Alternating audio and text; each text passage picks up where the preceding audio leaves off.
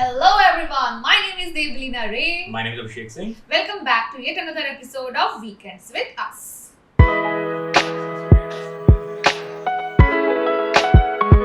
So this weekend was all about Dune Part 2 and we have definitely watched it and you should also watch it, and that is the verdict and that is the end of our review. So go like, share, subscribe, comment and hit the bell icon for the next videos. And you want to take it over? Yeah, absolutely. I would love to. Yeah, so one of the biggest sci-fi movies of the year is here, and finally a good sci-fi movie after a long time. We watched The Creator last year, and we were in absolutely awe of it. We loved it, and we talked about how the sci-fi movies are getting so rare these days among all the superhero movies and the genre which is popular these days. Everybody's trying to get into it, but sci-fi movies have suddenly somehow taken a backseat during last few years. Now it's back, and this, for me, takes kind of place that was left vacant by the Star Wars franchise, right? I mean, for me, Star Wars used to be a beloved franchise. I used to love the first three movies. The latter ones were not so great, but because I was like a kid when they came out, I was fond of them too. I will accept, okay, but yeah, I can understand that they were problematic. I don't like sand. Post that, since Disney acquired Star Wars, it has only gone downhill. So having a movie which suddenly fills that void of that intergalactic, larger than life story, a sci-fi story which shows these grand, different factions, different planets, them coming on to war. Loved it honestly. So basically, interesting fact: Star Wars actually is loosely inspired from Dune. A lot of people don't know that. So this is actually a novel which was written in 1965, and Star Wars movies were kind of inspired from it. Star Wars became movies in the late 1980s, and people think that is the original. No, I mean Dune actually came before that, right? So, and what we will talk probably later is also that it may have inspired some other franchises as well. Okay, just so stay tuned for that discussion later. That is going to be a very important discussion, and that is something that is going to be our brainchild. Absolutely, yeah. Some tantalizing Comparisons. Absolutely.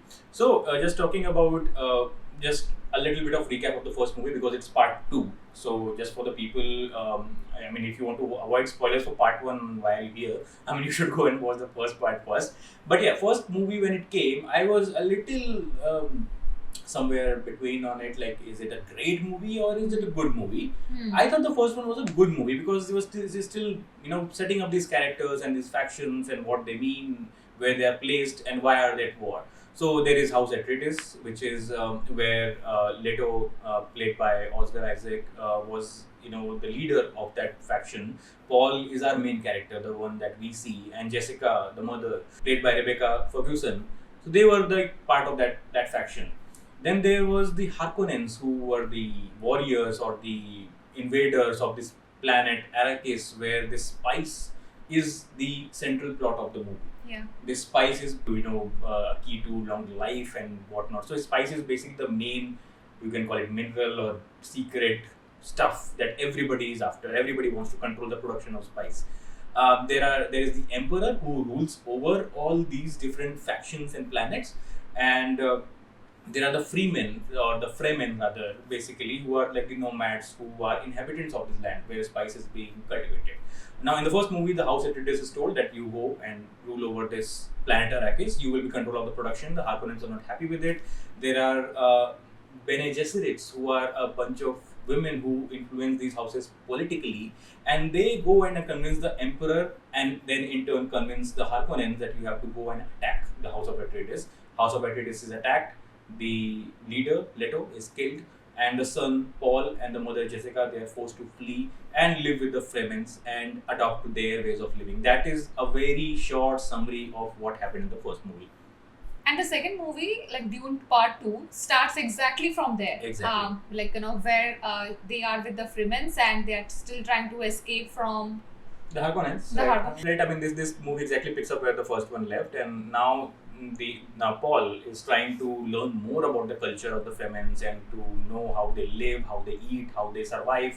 So that is the first part of it is all about it. And he's also trying to gain the confidence of them that Yes. I am here to fight for you people Yeah. because I know how our opponents are. I have grown up with them and I know Right. their skills and their strengths and how Yes. they are going to attack. So Right. let me be a part of you and let me help you. Exactly. Whereas Freeman is not really in favor of accepting them as part of their own clan. But I think time and tide and a lot of course these people are always meant to go through some exams Right. that they have to pass through. Exactly. And somebody will have to accept, Right. and then they were going to hail the god. Exactly. So that is exactly what happens here as well during the first half. Yeah, exactly. Like he's kind of positioned as the Messiah, the coming Messiah. In the first movie itself, it's shown that some part of the Fremens, they believe that he is the one who will lead them out of their misery. He will lead them, against the enemy, make them victorious, and bring back happiness to their planet, right? So that is where he is placed. Now, talking about this movie, I went into this movie not seeing many trailers, honestly. I did not see a lot of trailers. I think I just saw some glimpses early. So everything for me was a new experience, and I think we loved it, right? I mean, at such a grand scale, seeing something which was so refreshing to see, right? I mean, after the likes of, let's say, Game of Thrones, the early seasons of Game of Thrones I'm talking about. After that, it was very refreshing to see some wars which are happening such a massive scale, right? So we'll talk about this review in certain parts. Yeah, I think after 2021, I think when you're talking about that the first movie left us a little wanting for more.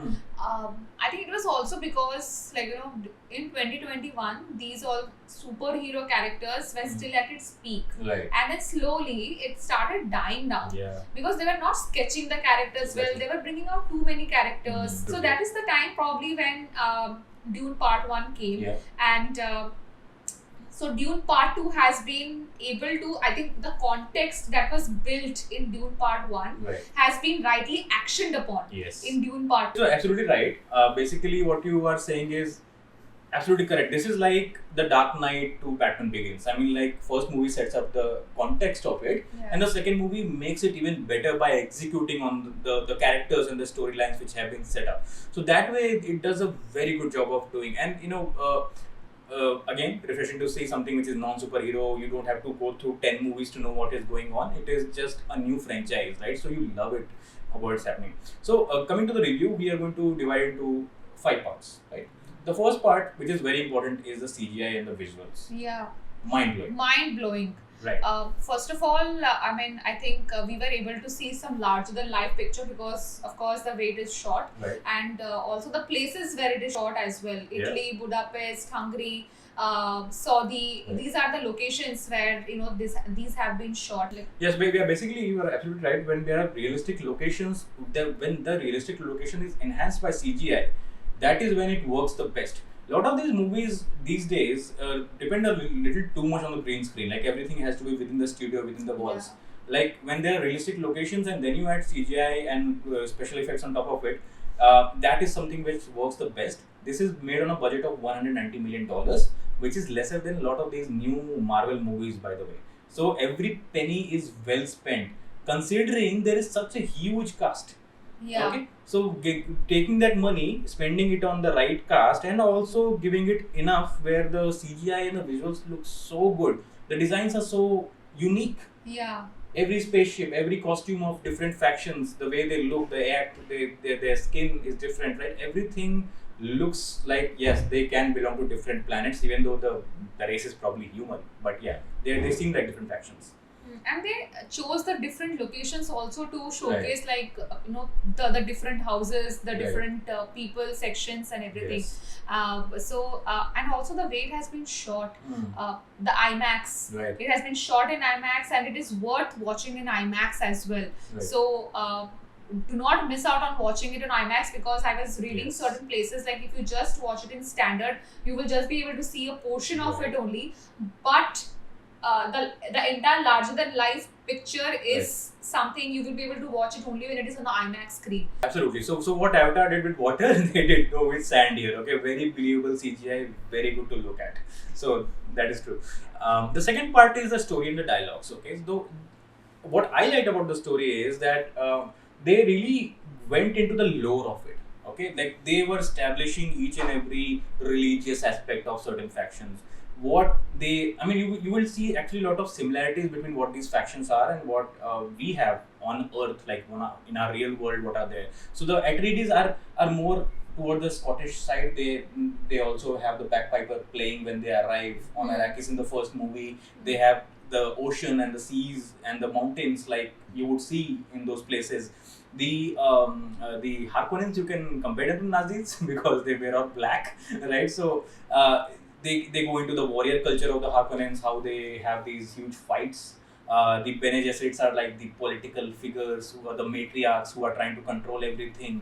So like the story wise, they really set up the lore of each of these factions, the religious cult aspects of them, what they believe, what they like, what they are. So really good setting up the context in the first movie and building further upon that in the second movie. Yeah, they did not rush. Yeah. That is the good part. Right. And I think that is also the reason why it's a 2-hour 46 minutes movie. Right. I think there were times when I was feeling that probably I'm getting bored. Probably this is the kind of, I like movies which are like really fast these days. But I also understand why the context building was so important, because that is why we would know that why the whys that are happening. Right. So I think exactly. I mean, because the number of characters are huge, okay, and it doesn't ever feel that you're not able to relate to the characters or they're not getting enough time. I mean, even the people who wait till barely seconds, you know that they have a role to play in the future. They will come at some point and they'll play a larger role.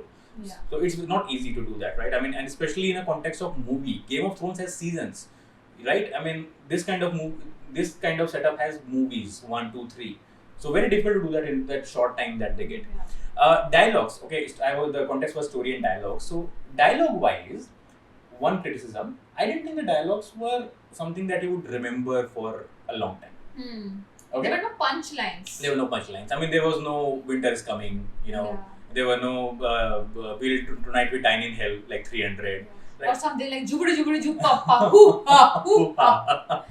Exactly. So then like there were nothing to remember it by. And what happened is that David, who actually directed the movie, he himself came in and said that, I'm more of a visual director. I don't think dialogues are that important. And people like, really? Okay. So there was a little bit of, people like, seriously, I would say that. But then he corrected himself. He said, what I think is some of the movies are too verbose. There is just too much dialogue. And I am a little more on the visual side. And I think it's fine. I mean, like, I think it's okay for certain movies to be more visual than giving you a tons of dialogue. Because the first movie itself has a lot of talking and setting up the context. I don't want the second movie also to be a lot of talking. I mean, it's good to see a lot of action and visuals happening on the screen. So that way it's fine. Yeah, and I also feel you're right, like now you made me ponder on this topic, and I was remembering like what was the dialogue by Zendaya. Yeah. I'm not able to remember. I'm not able to remember at all. I think hardly speaks. Probably just few words, probably just a reaction, action kind of a thing, kind of a dialogue, but never anything powerful dialogue as such. But of course, the emotions, a lot were getting emoted when, of course, Mr. Paul betrays her. Exactly. Even when certain revelations happen at the end, certain dialogues which the characters say, you are not. It is not one of those dialogues which you will be left to remember by, oh my god, that was the revelation, that was the line that the character said. You will not remember dialogue. So that is the only criticism I had with the story and the dialogues. Otherwise, great job at it. The third is the background music and sound design. I think it was done very well. Again, going back to IMAX. It deserves to be seen in IMAX because the sound was so good. The time that the ships were falling in certain battles, you would hear the sound of weapons, certain explosions, right? I mean, those were really, putting you into the scene. Like you felt like you were there, right? So great job at sound design. The background music is anyway iconic. The one that plays almost all the time during the movie. You would know that what I'm talking about. And also like those thumping noises on the sand. Right. So that was like something you are going to be feel it on your heart. It's something that was very much audible. Yeah. So I think sound score, background score, hats off to that. Yeah. Next comes the action. Action was great, not just in a CGI kind of way or the battles, but the hand-to-hand combat which is also happening. right? So even the action between two people, like which was shot in certain scenes, that is also very well shot. It is not one of those jump cuts you are not able to see what is happening. I mean, most of the action you were able to relate to. So the big battles, the between the armies, the action scenes which are happening where they are shooting at certain vehicles or certain things, plus hand-to-hand combat. Each of them were shot really well. So at no point it seemed like they have dropped the ball on action. So you can still treat it as a great action movie as well, apart from being a sci-fi movie. And this movie also brings in a new villain, right? So in terms of action, most of the hand-to-hand combat actually happens with the character of Fade Rautha. Okay, and Fade Rautha is played by Austin Butler. He is the one who is playing this character, and he's shown to be a really imposing villain. He's like a very ruthless character, like intimidating, like basically like a Joker to a Batman kind of situation that he's built up to, right? So I mean, loved his portrayal of it. Again, no real dialogues to remember him by, but I think a great presence on screen. I think it was just one dialogue, "You fought well, my friend," or something like Yeah, that. again, you will not remember it probably, later. So I mean, that is a one problem. But I think it was more about his visual appeal. Right. I think with his visuals only, he was showing how imposing and intimidating he is, and Right. everybody should be afraid of him. Yeah. Because he comes across and he also fights. He's a very skillful warrior. Yeah. And that is what we see also during his fight with Paul as well. Right, absolutely. Now coming to the aspect which is acting, I think acting was good across the board, right? So if you see Paul, played by Timothy Chalamet, he does a great job. The mother Rebecca Ferguson, like the part 2 insanity. I mean, you will see in the movie that is played very well by her. Like how she is getting mad with power, over the course of the movie. Zendaya playing the role of Chani, right? She's there, and this actor Javier Bardem, who plays Stilgar, who is always rooting for the Messiah. Nisan Al-Ghaib. He's always so enthusiastic. He brings a lot of lightness to otherwise a dark movie. So we were laughing in the theaters whenever he was coming on screen, rooting for the Messiah. Oh yes, you can do it. He's the one. It's a really good character he played as well. Now, also a lot of well-known actors are there in this movie. I mean, like once you see the list of actors, there are a lot of them, right? So a lot of small. Anya Taylor-Joy actually makes a cameo, the one from Split, right? I mean, she makes a cameo in this. So lot of good actors, not like the big A-listers, but then people from different movies. They are here, and everybody does a very good job, and they justice to whatever big or small time they are given on screen. Now the only criticism apart from the dialogues, we already spoken about the dialogues thing. The other criticism I had about this movie, a little bit of spoiler, okay, not a lot of it. The villain problem. I didn't feel the villains were villainous enough, okay, because from the first movie, Dave Bautista, right, the hulking guy who plays the character of Raban, he was the main villain, or at least one among the two villains shown in the first movie. So Vladimir, who plays the role of the Baron of the Harkonnen, and Raban, who is played by Dave Bautista, they were shown to be the main villains. In this one, they didn't have really too much to do. He's not there. He's not there. He's running away from each conflict. Each time you see him on screen, he's not really doing much. So I was like, you built him to be a villain. Now, since you have a new villain, which is Fade Rautha, you are showing him to be a coward or someone who is avoiding conflict. He doesn't do a lot of it, right? Even the Baron, who survived the first movie, so in the first movie when Leto is killed, he actually has a little bit of poison in his mouth, and he releases poison while he's dying. So the Baron actually is almost near death in the first movie, but he survives. But I wanted to see a little more of him. I mean, if he survived, then he should do a more evil shit in the second movie. Didn't see a lot of it. And Fade Rautha, while yes, a good portrayal, the kind of like a butcher, okay, but not a sizable role in the movie. That is all I can tell you. Okay, not a sizable role. It is still a smaller role. So I mean, he was built to be, again, as I mentioned earlier, like a Joker to a Batman, but didn't live up to that hype which was created in the first half. So that is the second criticism I have about this movie. So I think those were the only thing I wanted to talk about in terms of the good and the bad about the movie. So the movie, basically, because we already know the part 3 is coming, so this movie is built to a certain point. Is it a self-sustaining story? Kind of. Okay, so it's not like you'll be like, yeah, come on, yeah, just do a little bit more. Not like that. the story does leave at a point where the hero has reached a certain point in the story arc. So it completes a certain story and it leaves the bigger story which is to come in the part 3. So it is a cliffhanger kind of, but you will be satisfied by it. Okay, so that was our review of the Dune movie. I think you should really go and support such movies. Drop superhero movies, drop these franchises which want you to watch 10-15 movies. These are the kind of movies we should really go and support. Go watch in the theater. It is worth watching in IMAX. If you think I'll watch it on TV, no, it will not do justice to this kind of movie. So that is something I will urge you to. And even if you do not like watching such movies, or you are not a fan of such movies, Right. like me, you can still go and watch. Like even Yeah. it is a theatrical experience for Right. all kinds of audience, and you should definitely appreciate such movies by watching it in the theaters. Absolutely. If it's on IMDb at 9.4, it's for a reason, right? So, yeah. So that's our review of the movie.